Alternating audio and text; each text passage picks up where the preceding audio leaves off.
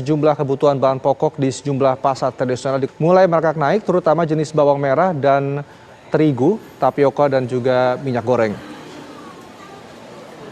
Harga cabai rawit berkisar Rp70.000 per kilonya, cabai merah berada di Rp40.000 per kilogram, dan untuk harga bawang merah sebelumnya dijual Rp24.000 per kilogram, namun saat ini sudah mencapai Rp34.000. Untuk harga sayur mayur mulai timun, sawi, terong, jagung juga ada kenaikan harga. Rata-rata kenaikan sampai Rp1.000 hingga Rp2.000. Telur juga mengalami kenaikan, yakni sekitar Rp25.000 per kilo. Sementara tepung tapioka sebelumnya Rp6.000, namun kini dijual Rp11.000. Ibu, mohon maaf sebelumnya, Ibu sudah mulai dari kapan berjualan sembako ini? Oh, bukan sembako, ini sayur sayangku. Oh iya. Ini dari 2015 saya sudah berjualan. Terus kira-kira berapa modal awal yang Ibu keluarkan? Oh, saya waktu itu punya modal cuma 3 juta lah. Omsetnya berapa Bu per hari itu yang Ibu dapatkan berapa? Kalau sayuran gini kan nggak mesti, Mbak. Sehari bisa dapat berapa itu Bu? Ya kadang buat belanja lagi juga susah.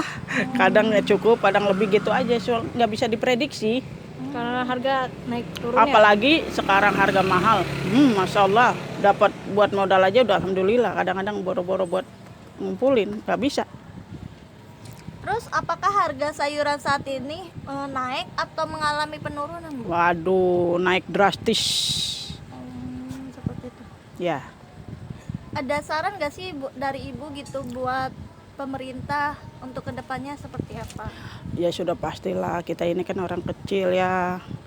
Janganlah istilahnya barang ini semua mahal, dari sayuran, sembako, semua minyak juga mahal. Itu kan kebutuhan kita pokok ya. Gitu. Terus tolong kalau bisa ya distabilkan lah gitu. Tahun ini kenaikannya itu lebih parah dari tahun-tahun sebelumnya. Gitu. Sulit, sangat sulit buat kita. Cuman kalau kayak kita ini mau bagaimana lagi? Gitu. Sulit, agak sulit gitu. Oke. Untuk selanjutnya Bu, bagaimana cara Ibu menarik perhatian pembeli supaya datang ke sini? Ya kita harus kadang-kadang ya bawel-bawel dikit lah, manggil orang nih harga segini. Walaupun di pasar harganya nggak dapat sedikit, di sini biar dapat harganya relatif murah, agak murah. Yang penting ada orang beli gitu aja. Kalau nggak begitu yang nggak dapat customer lah, susah, agak sulit. Apa dampak kenaikan dari harga sayuran ini Bu? Banyak. Ya buat beli lagi kebutuhan yang lain nggak bisa. Nggak bisa, seperti telur, minyak itu nggak nyampe. Dari modal ini nggak bisa. Biasanya kalau dulu kan harga ringan kan bisa kebeli, sekarang mah nggak mampu. Hanya bisa buat beli sayuran, ikan juga nggak sesuai gitu sama pendapatan. Harapan Ibu untuk tahun ini dan yang tahun akan datang apa itu Bu? Ya kita stabil aja harga ya. Soalnya ini apa namanya harga begini benar-benar menjepit orang kecil. Cuman kita kan nggak bisa berbuat banyak. Namanya orang kecil begini ya, keuangan juga. Makanya dari itu kadang-kadang kita ketemu jajan buat anak aja udah alhamdulillah. Kadang semenjak ini. Apa saya berbicara? Dengan Ibu Neneng Hasanah. Saya ingin menanyakan beberapa hal tentang kenaikan harga sembako. Yang pertama itu, apakah harga sembako pada tahun ini mengalami kenaikan atau sebaliknya? Kenaikan banget. Iya. Nah, karena dampaknya apa? Dampaknya ya kena semua. Contohnya seperti apa?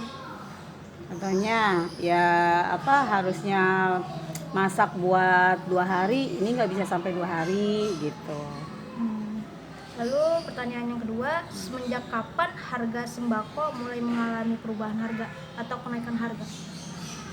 Udah lama sih, dari sebelum puasa tahun ini. Berarti tahun kemarin. Oh, udah ada kenaikan harga. Ada Hari naik harga. Natal. Sebelum kan lebaran ini dulu, lebaran Idul Fitri dulu ya. Hmm. Oke. Selanjutnya pertanyaan yang ketiga, bagaimana solusi atau cara ibu ketika harga sembako mengalami kenaikan? Ya kita harus pintar-pintar menghemat pengeluaran. Oke, yang terakhir pertanyaannya adalah ada nggak saran dan pendapat dari ibu untuk sembako pada saat ini dan untuk kedepannya pemerintahan gitu, harapannya apa gitu?